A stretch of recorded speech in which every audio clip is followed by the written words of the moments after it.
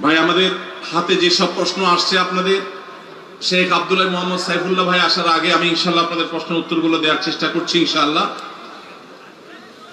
একটু সবর করতে হবে, আওয়াজ বন্ধ করলে ভালো হয় মেহরবানি করে। মাশাআল্লাহ, আপনারা পিনপতন নীরব হয়ে শুনছেন। শেখ আব্দুল সালাম আজাদি হাফিজাহুল্লাহ, আমার বড় ভাই, আমার ওস্তাদুল্লাহ মুরব্বী ডক্টর খন্দকার আব্দুল্লাহ জাহাঙ্গীর রহিমাহুল্লাহ পছন্দের ভালোবাসার মানুষ, স্যারের বন্ধুতুল্য মানুষ। তার এলাকার মানুষের যে সুন্দর আখলাক আছে, তারা যে শৃঙ্খলা বোধ তাদের মধ্যে আছে, এটা মাহফিলের দিকে তাকালে বোঝা যায়। মাশাআল্লাহ, আল্লাহ আমাদের সবাইকে মাহফিলে যে আচরণটা আমরা দেখাচ্ছি বাজারেও সেটা করার তৌফিক দান করুন। প্রথম প্রশ্ন,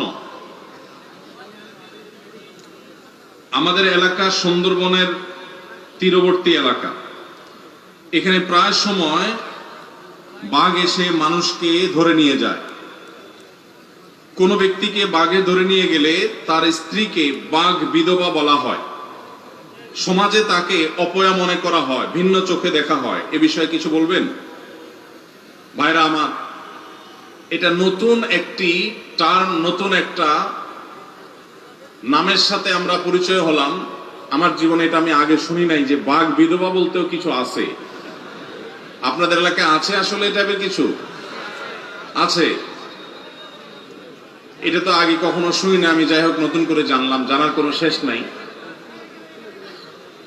যেহেতু মাহফিল স্থলের খুব কাছেই সুন্দরবন, খালের অপর প্রান্তেই সুন্দরবন, অতএব বাঘ আপনাদের এলাকায় অনেক সময় ঢুকে পড়ে, হামলা করে গরু ছাগলের উপরে, মানুষের উপরে। কোন মানুষকে যদি বাঘ থাবা দিয়ে ধরে নিয়ে যায় বা মেরে ফেলে, তার স্ত্রীকে বাঘ বিধবা বলুক আর অন্য যে কোনো নাম বলুক, যদি তার স্ত্রীকে অপয়া মনে করা হয়, যদি মনে করা হয় কুফা, সে মানুষ ভালো না সেজন্য তার স্বামীকে বাঘে খেয়ে ফেলছে, এরকম যদি কেউ মনে করে, তাহলে সে কবিরা গুনায় লিপ্ত এবং এটা ভয়ঙ্কর একটা অপরাধ। আমরা এতক্ষণ মানুষের অধিকারের কথা বলছিলাম। একজন নিরপরাধ মানুষকে যদি আপনি অপরাধী বলেন, তাহলে কি তার অধিকার নষ্ট হয় না? হয় না? কোন মানুষকে যদি আপনি খারাপ বলেন অথচ সে খারাপ না, তাহলে আপনি তার অধিকার নষ্ট করলেন। আপনার এই অপরাধ হাজার হাজার তাসবিহ তাহলিল করলেও, লক্ষ লক্ষ বার সুবহানাল্লাহ আলহামদুলিল্লাহ বললেও এই অপরাধ মোচন হবে না, এই পাপ মোচন হবে না, যতদিন পর্যন্ত যাকে কষ্ট দিয়েছেন, যার প্রতি জুলুম করেছেন, তিনি মাফ না করবেন। ভাইরা আমার, একজন নারী, একজন মহিলা তার স্বামীকে যদি বাগে থাবা দিয়ে নিয়ে যায় বা মেরে ফেলে, তার জীবনের সবচাইতে বেদনাদায়ক অধ্যায় এটা। আমাদের সমাজে মেয়েরা স্বামীর উপর নির্ভরশীল। এই গ্রামাঞ্চলে অভাবী পরিবারের মানুষ হিসেবে স্বামীটা মারা গেলে অসহায় হয়ে যায়। এই অসহায় নারীকে সমাজের প্রত্যেকটা মানুষের কর্তব্য আশ্রয় দেওয়া, তাকে সহযোগিতা করা, তাকে সান্ত্বনা দেওয়া, তার পাশে দাঁড়ানো। কত বড় পৈশাচিক কাজ হতে পারে, কত বড় নির্মমতা হতে পারে, কত বড় পশুত্ব হতে পারে যে সেই নারীকে অপয়া বলে তাকে কষ্ট দেওয়া, তার সাথে মেলামেশা না করা, উঠা বসা না করা, জলসল না করা, তাকে দূর দূর করে ঠেলে দেওয়া। কেন? কারণ সে খারাপ বলে, সে অপয়া বলে, সে কুফা বলে, তার ভিতরে বেবরকতি আছে বলে তার স্বামীকে বাগে নিয়ে গেছে। এটা কোনো মুসলমানের বিশ্বাস নয়, এটা কোনো মুসলমান বিশ্বাস করতে পারে না। বিপদ আপদ আসে কার তরফ থেকে? মনে রাখবেন, নবী করিম সাল্লাল্লাহু আলাইহি সাল্লাম বলেছেন, আশাদ্দুন নাসে বালাআন আল আমবিয়া সুম্মাল আমসালু ফাল আমসাল। জীবনের সবচেয়ে বেশি বিপদ এসেছে কাদের জীবনে? নবী রাসূলদের জীবনে। নবী রাসূলদের জীবনে যত বিপদ এসেছে, এত বিপদ কোনোদিন কারোর জীবনে আসে নাই, আসবেও না। যার জীবনে যত বিপদ আসে, সে আল্লাহর তত প্রিয় পাত্র হওয়ার আলামত যদি সে ঈমানদার হয়, নেক আমলকারী হয়। কারণ নবী করিম সাল্লাল্লাহু আলাইহি ওয়াসাল্লামের আরেকটি হাদিস আছে, সুনানে তিরমিজিতে বর্ণিত হয়েছে, তিনি বলেছেন, ইন্নাল্লাহা ইযা আহাব্বা কওমান ইবতালাহুম। আল্লাহ কাউকে ভালোবাসলে বোঝার উপায় কি? যাকে ভালোবাসে তাকে পরীক্ষা নেয়। আপনারা এই অঞ্চলের মানুষ, আমি জানি নানান পরীক্ষার মধ্য দিয়ে আপনাদের জীবন পার করতে হয়, নানান কষ্ট আপনাদেরকে সহ্য করতে হয়। একদিকে যেমন বাঘের থাবা, আরেকদিকে মানুষের থাবা। নানামুখী জুলুমের শিকার আপনাদের হতে হয়েছে আমি জানি। এই হাদিস আমাদের জন্য সান্ত্বনা। নবীজি বলেছেন, ইন্নাল্লাহা ইযা আহাব্বা কওমান ইবতালাহুম, আল্লাহ যখন কোন সম্প্রদায়ের মানুষকে, কোন এলাকার মানুষকে, কোন জাতিকে আল্লাহ যখন ভালোবাসেন তখন তাদেরকে পরীক্ষায় ফেলেন। এই পরীক্ষায় তারা উত্তীর্ণ হতে পারে কিনা এটাই তাদের জন্য বড় চ্যালেঞ্জের বিষয়। অতএব যেই নারী স্বামী হারা হয়েছেন, যার স্বামীকে বাগে খেয়ে ফেলেছে, মেরে ফেলেছে, নিয়ে গেছে, এই নারী যদি ইমানদার নেকামলকারী হয় তাহলে পরীক্ষায় তিনি অবতীর্ণ হলেন। এই পরীক্ষা অবতীর্ণ হওয়ার মধ্য দিয়ে তিনি আল্লাহর প্রিয়পাত্র হওয়ার সম্ভাবনাকে জিয়ে রাখলেন। সব ক্ষেত্রে এটা জরুরি না যে বিপদ আসলেই তিনি আল্লাহর প্রিয়পাত্র হবেন। অনেক খারাপ মানুষের জীবনে বিপদ আসে, কিন্তু বিপদ আসছে দেখে তাকে খারাপ মনে করা এটা কুসংস্কার, এটা ইমানের সাথে সাংঘর্ষিক বিষয়। এরকম মনে করলে, এরকম বিশ্বাস রাখলে আপনার আমল নামাতে কবিরা গুনাহ লেখা হবে, ভয়ঙ্কর অপরাধ হবে। আপনি কোনো মানুষকে ভাবে কষ্ট দিতে পারেন না। ভাইরা আমার, আপনারা যারা এই এলাকার মানুষ আছেন, আপনাদের কাছে আমি আজ উদাত্ত আহ্বান রাখতে চাই, এই তথাকথিত বাঘ বিধবাদেরকে আপনারা কখনো অপয়া মনে করবেন না।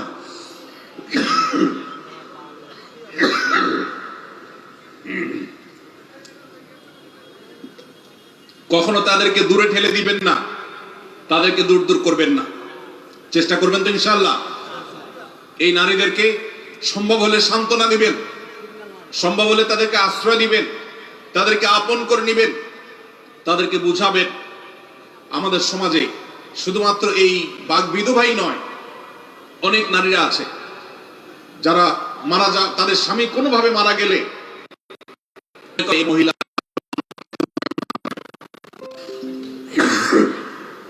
কোন স্বামী মারা যাওয়ার সাথে কোন মহিলার ভালো বা খারাপ মানুষ হওয়ার কোন সম্পর্ক নাই। ভালো মানুষের জীবনে বিপদ আসে না, বরং আরো বেশি আসে। অতএব এই কারণে যে কুসংস্কার সমাজে আছে এটা আমাদের দূর করতে হবে। আল্লাহ আমাদেরকে তৌফিক দান করুন। দোকানে খেয়ে টাকা মেরে দিলে পরবর্তীতে সেই টাকা ফেরত দিতে হবে কিনা? দোকানে খেয়ে যদি টাকা মেরে দেন সেই টাকা আর ফেরত দিতে হবে না, যদি দোকানদার আপনার বাবা হন। বাপের দোকান হলে সেটা আর ফেরত দেওয়া লাগবে না। প্রশ্নটা যেহেতু এমন স্টাইলে করেছেন যে দোকানদারের খেয়ে মেরে দিলে আর টাকা দিতে হবে কিনা, আবদারটা মামুর বাড়ির টাইপের হয়ে গেল।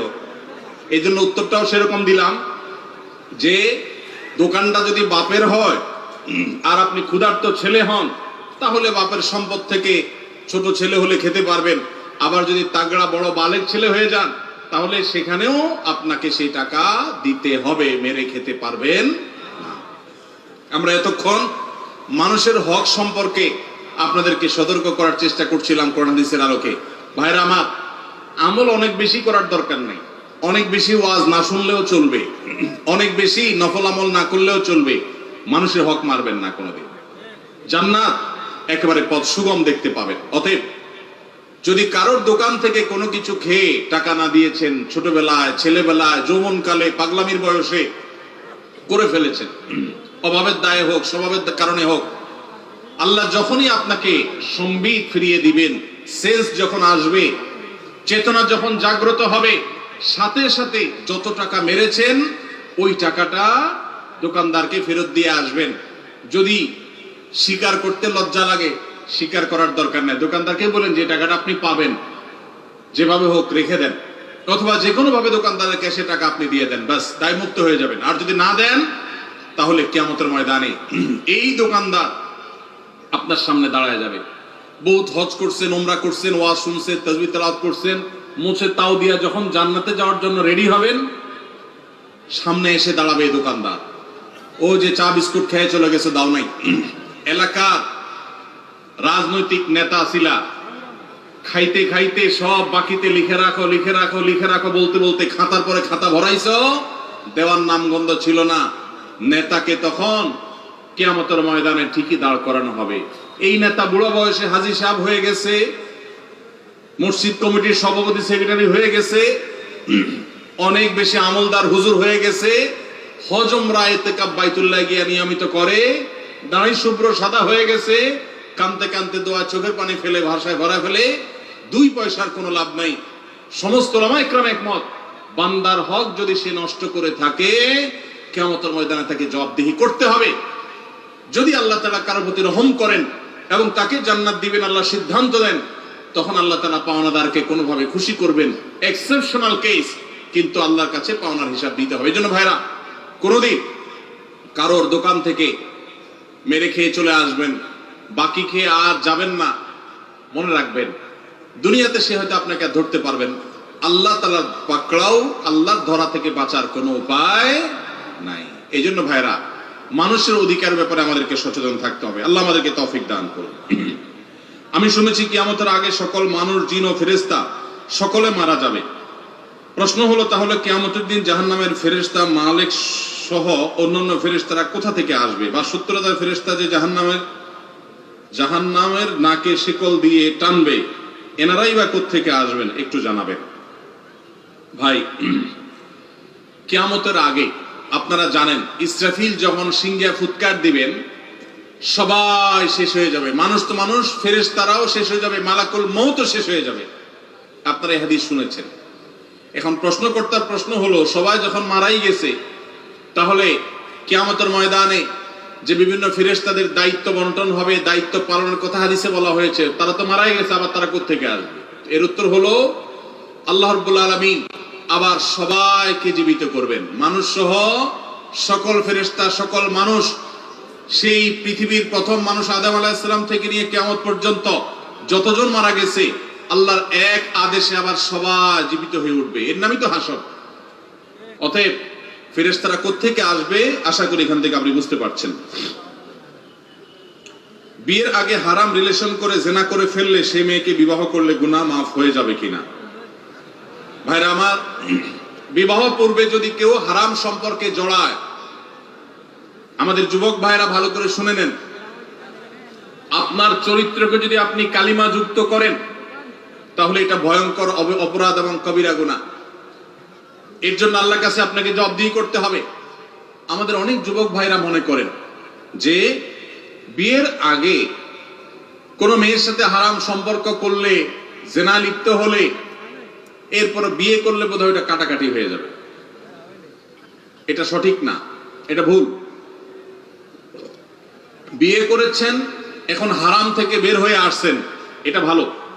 কিন্তু আগে যে অপকর্ম হয়েছে, গুনাহে হয়েছে, নাজায়েজ কাজ করেছেন, হারাম সম্পর্ক করেছেন, তার জন্য দুইজনেই আল্লাহর কাছে সারা জীবন চোখের পানি ফেলে কাঁদতে হবে, তওবা করতে হবে, ক্ষমা চাইতে হবে, ইস্তেগফার করতে হবে, ইনশাআল্লাহ তাহলে মাপ পাওয়া যাবে।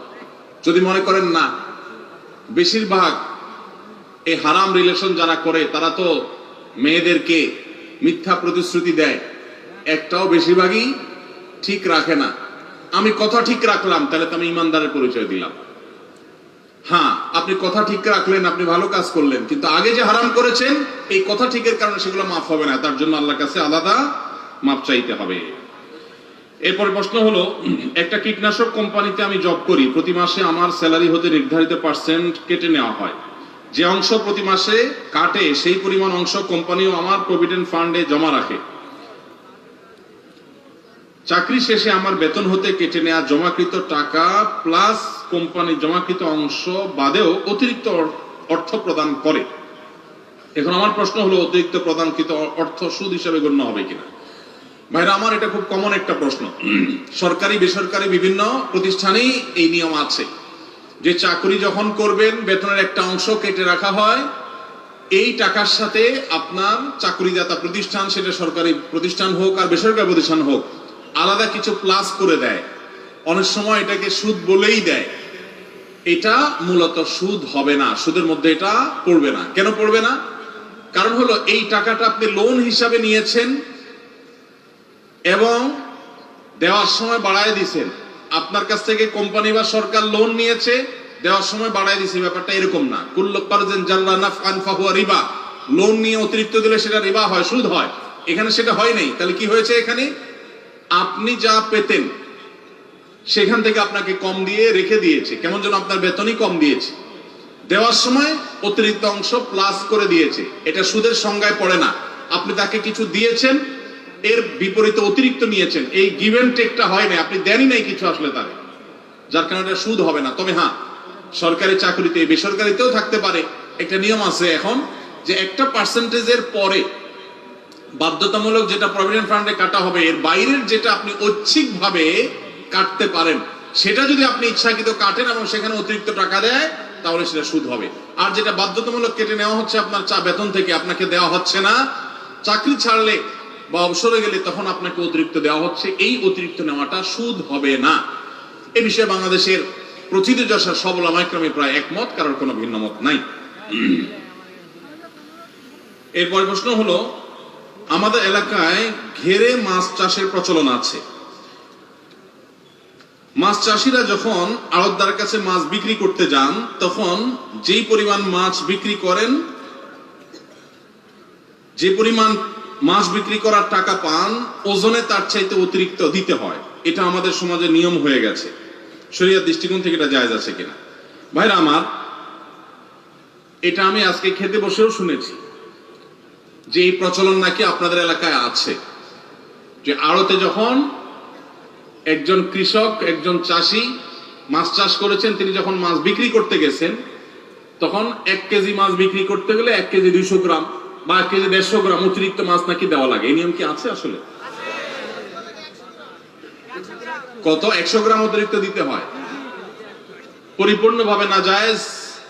আড়তদার ভাইয়েরা কান খাড়া করে শুনে রাখেন, এই টাকা আপনাদের জন্য হালাল হবে না। এই টাকা আপনাদের জন্য হালাল হবে না। কেন হালাল হবে না? কারণ নবী করিম সাল্লাল্লাহু আলাইহি সাল্লাম বলেছেন, সহিহ মুসলিমের হাদিস, ফাবিমা তাখুযু মাল আখিক, তুমি তোমার মুসলিম ভাইয়ের কাছ থেকে যদি কোনো কিছু নাও, কিসের বিনিময়ে নিলা, সেই বিনিময়টা তোমাকে ক্লিয়ার করতে হবে। আপনি 1 কেজি মাছের টাকা দিয়েছেন, 1 কেজি মাছ নিয়েছেন, এখানে বিনিময় ক্লিয়ার, যে টাকা দিয়েছেন 200 টাকার মাছ নিয়েছেন। এই যে অতিরিক্ত কিছু নিয়ে নিলেন, আপনি কোষ করে কিছু নিয়ে আইলেন, এক্সট্রা কিছু হাত দিয়ে তুলে নিলেন, অথবা 100 গ্রাম ফিক্স করে অতিরিক্ত নিলেন। 5 কেজি মাছ বিক্রি করেছেন চাষি, সেখান থেকে 500 গ্রাম আপনাকে অতিরিক্ত দিতে হয়েছে। এই যে মাছটা নিলেন, এটার মূল্য তো আপনি পরিশোধ করেন নাই, তাহলে ফাবিমা তাখুযু মাল আখিকা প্রশ্নের জবাব আপনি দিতে পারছেন না, বিধায় এটা পরিষ্কার হারাম। এখন এই আড়তদার যদি মাহফিলে টাকা দিয়ে দেয় লাখ লাখ টাকা, তারপরে ওটা হালাল হবে না। এই আড়তদার যদি মসজিদ মাদ্রাসায় হাজার হাজার টাকা দেয়, তবুও সেটা হালাল হবে না। এই আড়তদার যদি হজ উমরা করে, তবুও এটা হালাল হবে না। এই আড়তদার যদি ইসলামের জন্য অনেক টাকা পয়সা দেয়, তারপরও তার এই টাকা হালাল হবে না।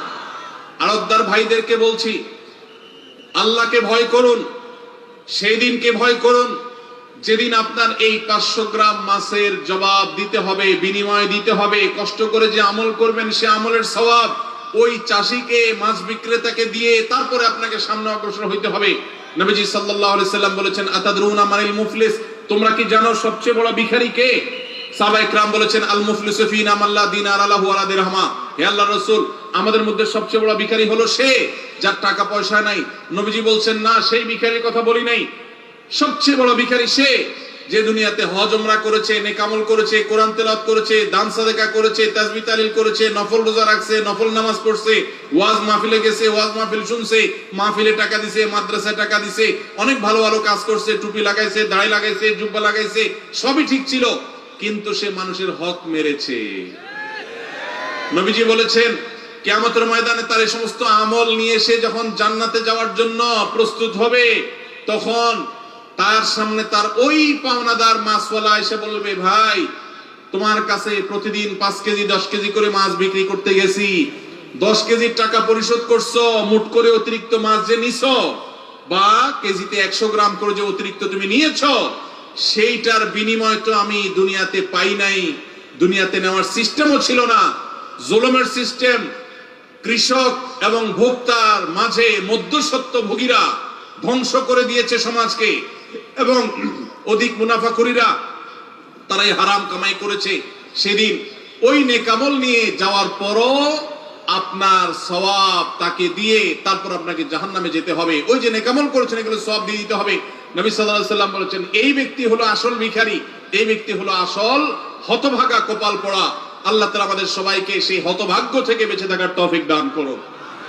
সাতক্ষীরা জেলার আড়তদার ভাইয়েরা যারা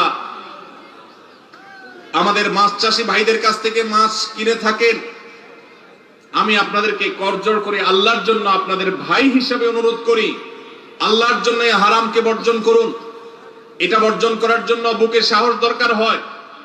ওই মাছ বিক্রেতা মাছ চাষী ভাইয়ের 100 গ্রাম মাছ না নিলে আপনি মরে যাবেন না, আপনি মরে যাবেন না।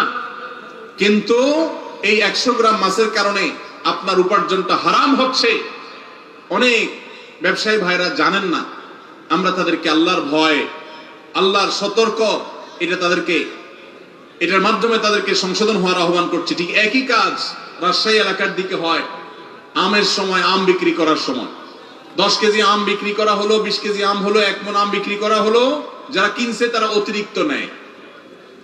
যদি বলেন যে এখানে রিস্ক ম্যানেজমেন্টের ব্যাপার আছে বা রিস্ক মিনিমাইজের ব্যাপার আছে, যে আমি অতিরিক্ত নিলাম কেন, কিছু মাছ নষ্ট হবে, কিছু আম নষ্ট হবে, তো ওইটার দায় আমার, ওটা বিক্রেতার না। বিক্রেতা আমার কাছে বিক্রি করে ফেলেছে, তার দায় শেষ। এরপর এটা যদি নষ্ট হয়, পচে গলে, তার দায় ক্রেতা হিসাবে আমার, ওইটা বিক্রেতার না। আপনি যে 100 গ্রাম অতিরিক্ত নিচ্ছেন, ঢাকায় যখন মাছ বিক্রি করেন তখন কি ক্রেতাকে 100 গ্রাম বাড়ায় দেন? তাহলে 100 গ্রাম কই যায়? নিজের পকেটে। ঠিক না ঠিক? হারাম এটা বোঝার জন্য পণ্ডিত হওয়ার দরকার নাই, কমন সেন্স হলেই যথেষ্ট। এখন কোন আড়তদার ভাই বলবেন সব আড়তদারিতে এই কাম করে, আমি একলা এটা করলে কি টিকবো? আপনি একা করেন। কেউ যদি শত্রুতা করে আল্লাহর জন্য, সে শত্রুতা সহ্য করেন, তাদেরকে বুঝান যে ভাই আমি হারাম খাইতে পারি না। আল্লাহ আমাদের ভাইদেরকে হেদায়েত দান করুন। হুজুর তো চলে আসছে।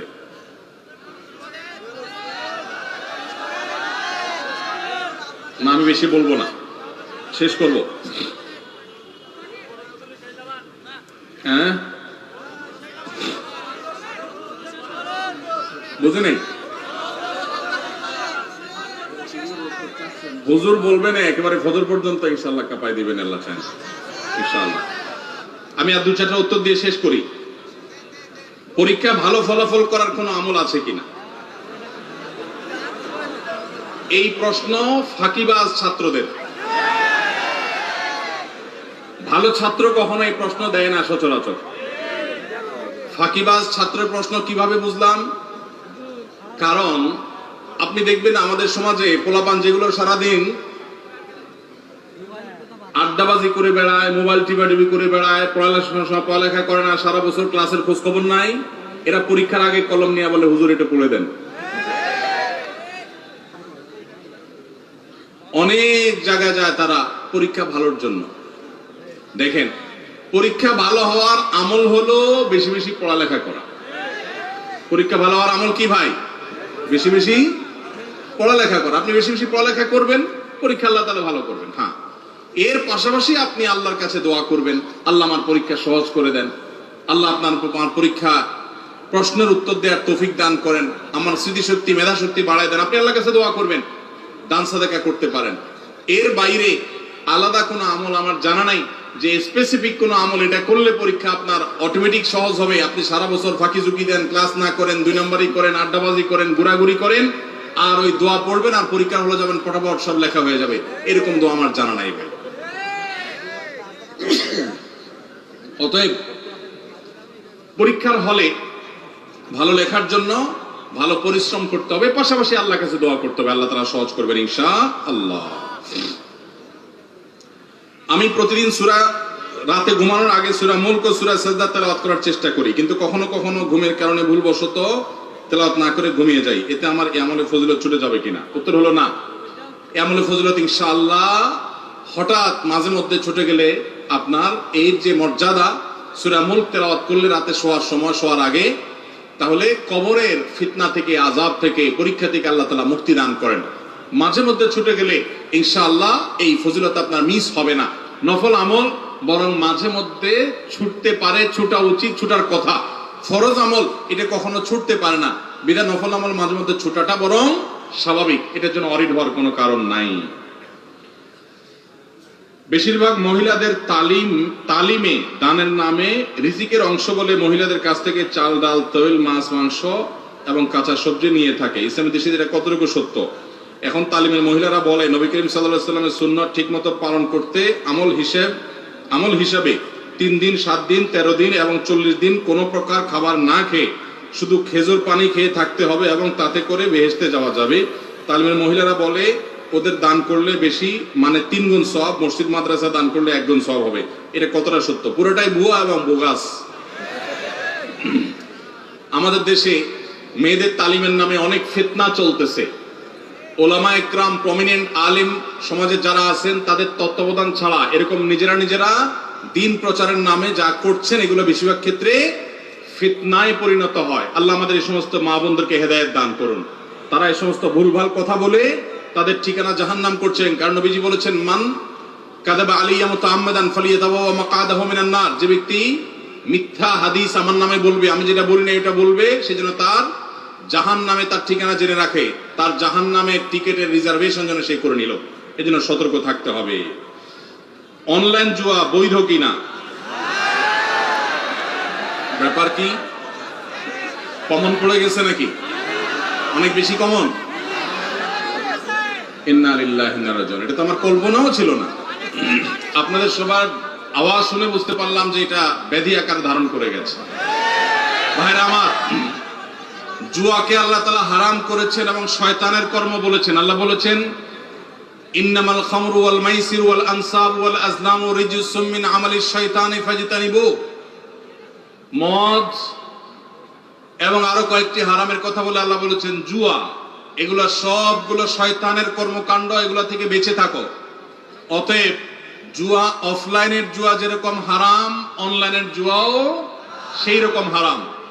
শুধুমাত্র আপনাদের এই সাতক্ষীরা এলাকাতেই নয়, গোটা দেশে আমাদের অনেক তরুণরা, অনেক মানুষ বুঝে না বুঝে বিভিন্ন মোবাইল অ্যাপস এর মাধ্যমে বিভিন্ন রকম অনলাইন বেটিং এর সাথে, জুয়ার সাথে তারা জড়িয়ে যাচ্ছেন। তারা জানেন না যে তারা হারামের সাথে জড়িয়ে গেছেন। এই হারাম তাদের শুধুমাত্র জাহান্নামকেই ত্বরান্বিত করবেন না, দুনিয়াতে তাদের অশান্তি অনেকটাই অবধারিত এবং নিশ্চিত। জুয়া এবং এই জাতীয় হারাম বেটিং এগুলোর মাধ্যমে হারাম কাজ করে, হারাম উপার্জন করে সুখের সাগরে ভাসছে, অনেক সুখী আসছে, সুখী আছে, এরকম মানুষ আপনি খুব একটা দেখাতে পারবেন না, মানুষই দেখাতে পারবেন না। টাকা পয়সা হতে পারে, কিন্তু সুখ আল্লাহ তাআলা কখনো হারামে রাখেন নাই। যারা এই হারাম উপায়ে উপার্জন করছেন, যারা অনলাইনে বা অফলাইনে যেভাবে হোক জুয়া খেলে, বেটিং এর মাধ্যমে যারা উপার্জন করছেন, তাদের প্রতিটি পয়সা হারাম। তাদের ইবাদত কবুল হবে না, দোয়া কবুল হবে না, এবং যেই দেহ যা হারাম দ্বারা গঠিত হয়েছে, নবীজি সাল্লাল্লাহু আলাইহি সাল্লাম বলেছেন যে সেই দেহ জাহান্নামের জন্য উপযুক্ত, সেটা জাহান্নামে যাবে। অতএব আমরা খাঁটি মুসলমান হওয়ার জন্য, পরিপূর্ণভাবে ইসলামে দাখিল হওয়ার জন্য 5টা শর্তের কথা বলেছিলাম। এর মধ্যে 5 নম্বর বলেছিলাম হালাল হারাম মেইনটেইন করা। অনেকে নামাজ কালাম পড়ে হালাল হারাম মেইনটেইন করে না। যারা অনলাইন জুয়ার সাথে আসক্ত আছেন, আল্লাহর জন্য এই হারামকে আজকেই ত্যাগ করে দেন, মোবাইল থেকে আনইনস্টল করে দেন এবং হারাম থেকে সরে আসেন। পরিশ্রম করেন, কষ্ট করেন, এরপরে কষ্ট করে উপার্জন করেন। নবীজি সাল্লাল্লাহু আলাইহি সাল্লাম বলেছেন, আফদালুল কাসবে কাসবুল ইয়াদ। হাত দিয়ে মানুষ যে কামাই করে, পরিশ্রম দিয়ে করে মানুষ যে কামাই করে, এটা হলো সবচেয়ে উত্তম কামাই। অতএব এই হারাম ছাড়বেন তো ইনশাআল্লাহ? আল্লাহ আমাদের যুবক ভাইদেরকে, সব ভাইদেরকে হারাম ছাড়ার তৌফিক দান করুন। অনেক অ্যাপ বের হয়ে গেছে, সবগুলোর জন্য কমন উত্তর, এগুলো সবগুলো হারাম। পৃথিবীর কোন আলেম এগুলোকে হালাল বলেন না। অতএব এই হারাম থেকে বেঁচে থাকেন, এই সমস্ত ধোকায় পা দিবেন না। বহু মানুষ বিভিন্ন রকমের ক্যাসিনো ব্যবসা করে সর্বশান্ত হয়ে গেছে। এগুলোতে প্রাথমিকভাবে মনে হয় অনেক লাভ করব, একটা সময় তাদের অবস্থা বড় খারাপ হয়, সর্বশান্ত হয়ে যায়। যদি দুনিয়াতে টাকা কামাইও করে, তার জাহান্নাম, এমনকি দুনিয়াতে তার অশান্তি অবধারিত, কারণ হারামে আরাম নাই। আল্লাহ আমাদেরকে বুঝার তৌফিক দান করুন। আল্লাহ নবী সাল্লাল্লাহু আলাইহি সাল্লামকে এবং সমস্ত নবী রাসূলকে আল্লাহ বলেছেন, ইয়া আইয়ুহার রাসূলু কুলু মিনাত তাইয়্যিবাতি ওয়া আমালু সালিহা। হে নবী রাসূলগণ, হালাল ভক্ষণ করো এবং নেকামল করো। আল্লাহ আগে হালাল খাইতে বলছেন না আগে নেকামলের কথা বলছেন? হালালের কথা আগে বলেছেন। আমাদের সমাজে অনেক লোক আছে মনে করে 2 নম্বর পথে কামাই করে নেই, এরপরে হাজী সাহেব গাজী সাহেব হয়ে যাব। এটা কোনো সঠিক পথ না। আল্লাহ আমাদের সংশোধন হওয়ার তৌফিক দান করুন। সবাই হালাল উপার্জনে গুরুত্ব অনুধাবন করার চেষ্টা করবো তো ইনশাআল্লাহ? হালাল খাবেন, পরিমাণে অল্প হোক আল্লাহ বরকত দিবেন, হারাম অনেক হবে আল্লাহ বরকত উঠায় নিবেন, অশান্তিতে ভরে থাকবে, সবাই দেখবে সুখে আছেন, আসলে আপনার ত্রাসের মধ্যে আপনি বসবাস করছেন। আল্লাহ আমাদের সবাইকে হারামকে বর্জন করার মতো ঈমানি শক্তি দান করুন। চেষ্টা করব তো ইনশাআল্লাহ। আমাদের রিজিকের মালিক কে? আমরা হারাম উপার্জন যদি ত্যাগ করি আমরা না খেয়ে মরে যাব না, আল্লাহই বাঁচাবেন। এই জন্য এই হারাম বেটিং গুলো, হারাম জুয়া, এই সমস্ত নাজায়েজ উপায় উপার্জন বন্ধ করবেন তো ইনশাআল্লাহ। যুবক ভাইদেরকে বুঝাবেন, নিজেরা সতর্ক থাকবেন। আল্লাহ আমাদের সবাইকে সতর্ক থাকার তৌফিক দান করুন। জাযাকুমুল্লাহু খায়রা ওয়া আখিরু দাওয়ানা আলহামদুলিল্লাহি রাব্বিল আলামিন। আসসালামু আলাইকুম ওয়া রাহমাতুল্লাহি ওয়া বারাকাতুহু।